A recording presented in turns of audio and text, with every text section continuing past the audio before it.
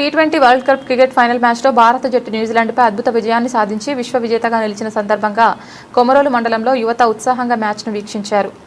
Tea time దుకాణ యాజమాని Honda Sheikh Pasha ఏర్పాటు చేసిన భారీ స్క్రీన్పై అభిమానులు మ్యాచ్ను తిలకించి ఆనందం వ్యక్తం చేశారు.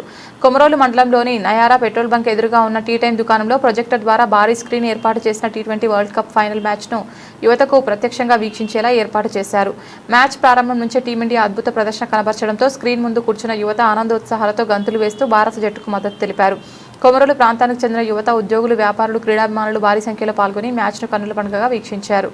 ఈ సందర్భంగా టీ టైమ్ దుకాణ యాజమాని హోండా షేక్ బాషా మాట్లాడుతూ తాను చిన్నప్పటి నుంచే క్రికెట్ అభిమానని తెలిపారు.